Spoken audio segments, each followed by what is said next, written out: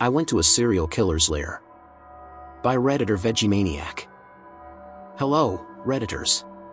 Here's a story I have never told anyone, partly because elements of the story are just not appropriate in most social situations. As a result, I've locked this away in my memory, and I rarely think about it. Fair warning, this story does involve some sketchy sexual situations, but does not describe any actual sexual acts. And as another disclaimer, I am completely aware that this story involves me being very stupid and careless. I'm not going to inject these acknowledgements into the story, but rest assured that in hindsight I am aware of the foolishness that took place, and I don't need to be chided on that topic. Now, where to begin? The year was approximately 1998 to 1999. I was a young gay man in my early 20s, living in a medium-sized city in the Midwestern US. This was sort of an in-between, transitional time for gay people. Where in most populous areas we had enough respect to live openly, but there were still plenty of people who did not like us. It was well before the invention of smartphones, and the internet was still in the early stages of mass adoption. There were large communities online, but it was not yet at the point where most Americans were online. Online socialization consisted of chat rooms, hosted by various services like AOL, Yahoo, or IRC servers, and message boards were still in use by large numbers of people. For gay men at that time, it was nothing short of revolutionary. Prior to the internet, and to the broader cultural changes, gay men had been stuck looking for fun in secretive and/or shady places due to the inability to freely express ourselves. In the 90s it was still somewhat risky, but the internet offered a way to talk freely and relatively anonymously, without the risk of being outed or worse. For this reason it really took off in the gay communities, and gay men were a very large part of the user bases for these social platforms. It was suddenly very easy and, relatively, safe to find dates, friends, or just sex, and it quickly became the norm for a lot of gay men. On the other hand, being such a new communication tool for most people, we were sometimes blind to the risks. Being an attractive young man in my prime, I made liberal use of online communities to find dates. That is to say, I had plenty of hookups. My city had a decent number of chat rooms and personals message boards, and I had mostly great experiences. I met the typical assortment of good guys, closet cases, and weirdos that you'd expect. I wasn't an absolute hoe by most standards, but suffice to say that a cute gay at that time could generally have a lot more dates than your typical straight person, lol. At some point during this time, I'd had some brief chat on a message board with a guy from my city. I forget his screen name, it's been over 20 years, so let's call him Slim Guy 65. This back and forth had happened on a general thread in the gay section, not in private messages, so it was visible to anyone who chose to read that thread. Nothing had come of it, but about a week later, I received an email from an unrecognized address. The email basically said, "Hey, I'm not gay, and I don't agree with the gay lifestyle. I'm here because my friend met this Slim Guy 65 person from this message board, and the guy really hurt him. I don't want this to happen to anyone else. My friend tried to tell the police, but they wouldn't do anything. I see you were talking to Slim Guy 65, so just be careful and stay away from him." Okay. That's strange. What does this person mean by really hurt him? Was his heart broken? Did he get beaten up or verbally abused or what? I responded to the email asking for clarification on what exactly happened. I never received a response. I was slightly weirded out by it, but on the other hand it's an anonymous email from someone who doesn't respond and is vague about their warning. This could be anything. It could be some disgruntled ex trying to mess with the guy, it could be a real warning about someone gay bashing, it could be someone trolling who doesn't have anything to do with anyone. I kept it in the back of my mind but pretty much shrugged it off. Several weeks later, I had a weekday off work and decided to take to the internet to fish for some D, as was my custom. Lo and behold, I had an email response to a personal ad. It was Slim Guy 65. He was offering to meet at his place to hang out and just have a good time. Wink wink, nudge nudge. I won't go into details, and as I recall there weren't really many details discussed other than the small talk and intros we'd done previously. Nothing about this guy was really sounding interesting to me, but I had no other offers on this day, so I decided why not. I'll go see what this dude is about. As I typed my reply, I suddenly remembered the strange email I'd received warning about this person. I went back and reread it. Still vague, still presenting more questions and no answers. Should I take this anonymous warning at face value and just ignore SG65? I decided to go check him out anyway. His address was on a rather busy street in the middle of a dense residential area, not some shack out in the woods, and I can handle myself. If he's weird, I can just fuck out of there.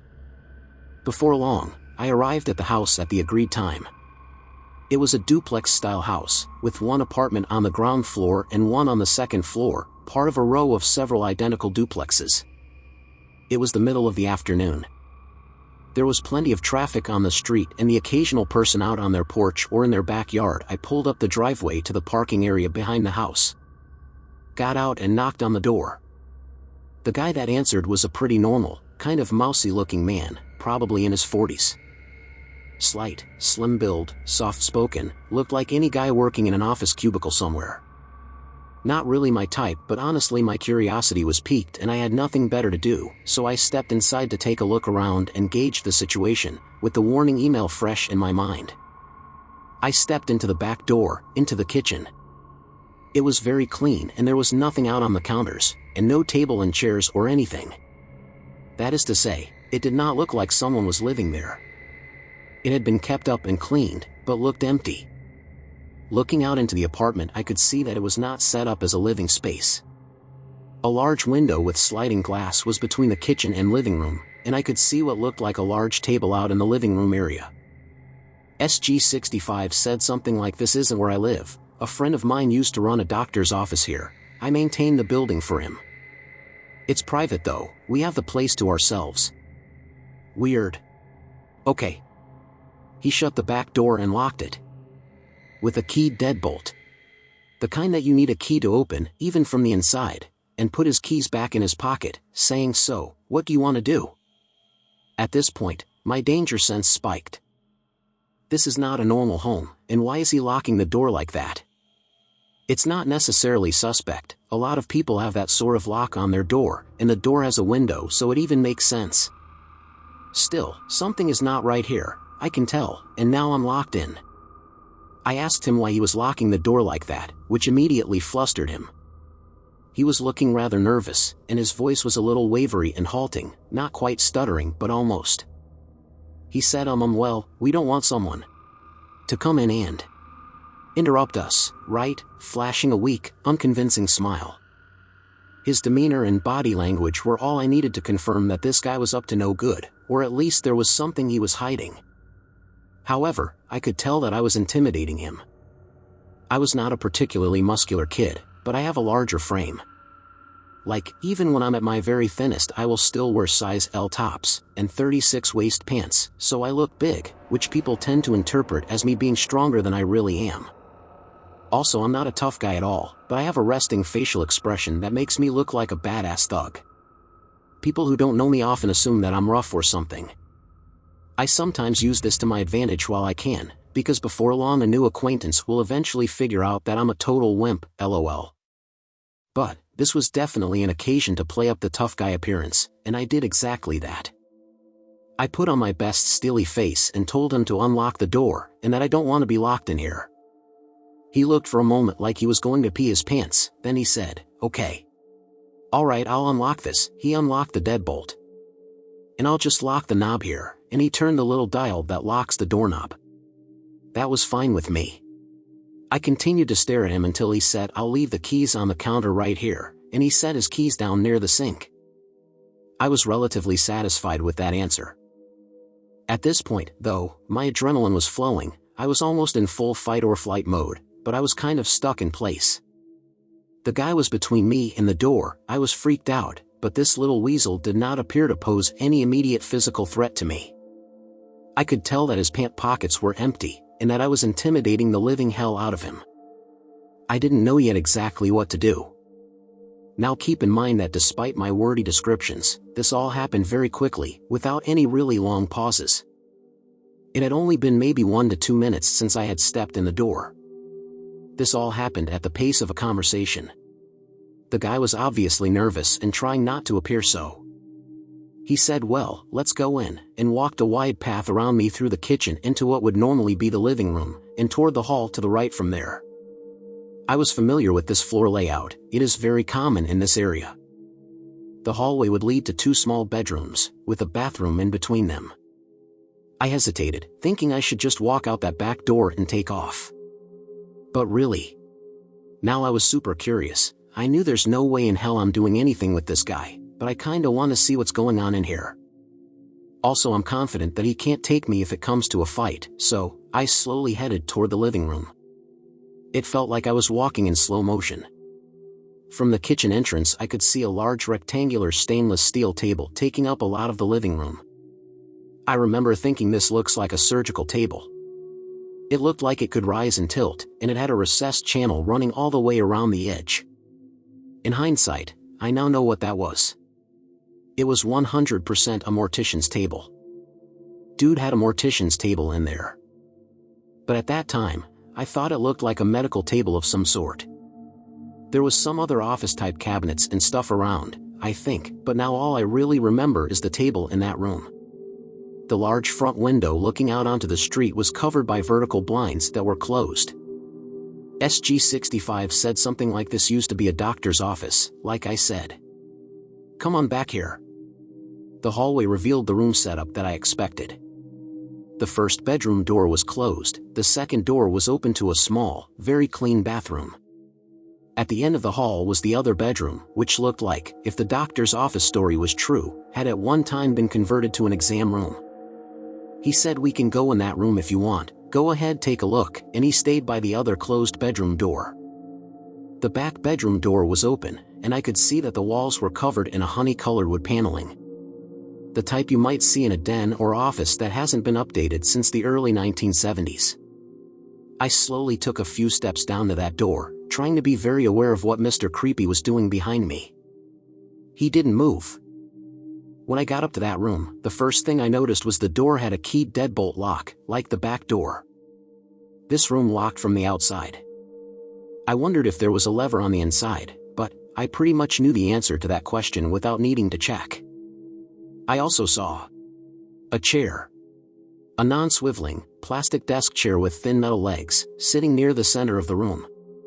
The room had old, dark carpet, and those wood-paneled walls. I noticed that the walls were completely paneled with no windows. And I know that room had at least one window, probably 2, so whoever did that paneling went over the windows. There was also a phone in there, plugged in, and sitting on the floor. It was an old office phone, probably from around the 80s or early 90s, dingy beige plastic with several buttons to manage different phone lines. Just sitting on the carpet near the wall, with the chair at a slight distance facing the phone. There was nothing else in that room.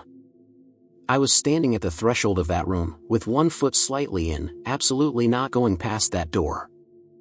I looked back at dude. He was still standing by that other door, just nervously smiling at me, trying hard to look casual, but obviously very nervous or something.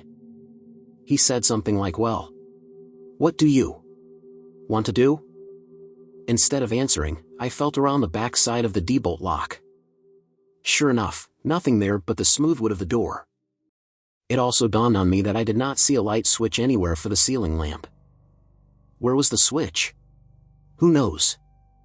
It should have been just inside the door, of course, but that original switch was covered up by the paneling. He mumbled something about not having the key to that lock. "Don't worry about it."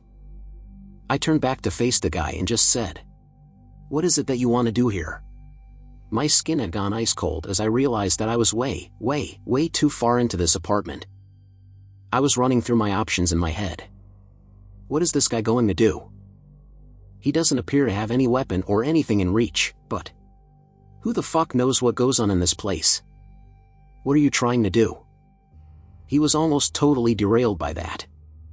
He stammered out, "Some hot man-to-man fun," with the weakest smile I've ever seen, looking like he was just a hair's breadth away from panicking.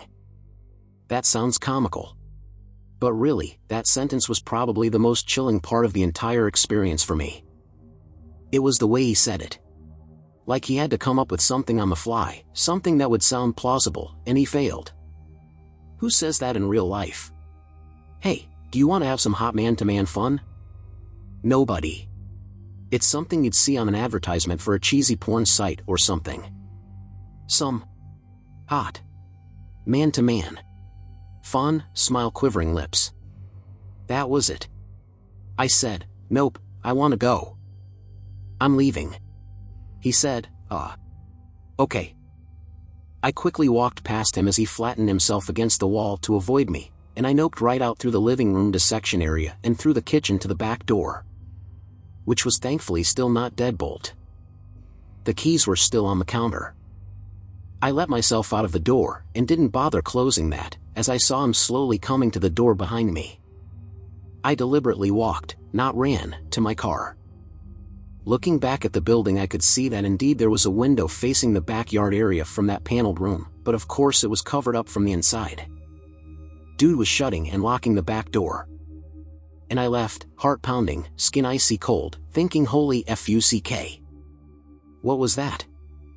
So, was this guy some kind of killer? Or was he just an awkward, closeted gay guy with access to a sterile-looking apartment with an autopsy mortuary table? In a windowless room that locks from the outside, with a chair and a phone, and no light switch. It's clear to me that the poor soul who walks into that room gets locked in. He probably shuts off the light from somewhere, and calls the phone. Other than that, it's anyone's guess what happens. I assume the friend of the judgmental person who emailed me must have been some kid that got locked in for whatever game ensues. Driving home, at first I thought of course I have to call the police and tell them what's in that place. But, thinking it through, I realized I didn't really have any crime to tell them about. I went to meet a man for casual sex, and what? He has a room with a chair in it. He has, as I thought at the time, an exam table. The police aren't going to do anything with that story. The guy didn't touch me or do anything to me, and I left. I considered calling an anonymous tip line, but again, what exactly would I report? There was no actionable crime. Also keep in mind that at that time, while the local police in this city were pretty decent, they weren't especially interested in getting involved with helping the gays. They'd prosecute actual crimes if it was cut and dry, but I'd heard plenty of accounts of them not choosing to follow up on cases where there was not an easy arrest to be made. I decided not to report anything because nothing would come of it except drawing unwanted attention to myself. Even in retrospect, I think that was probably the most rational choice to make. If this happened today in 2020, the law enforcement would probably be a lot more interested in it. But back then, not so much. So, live and learn.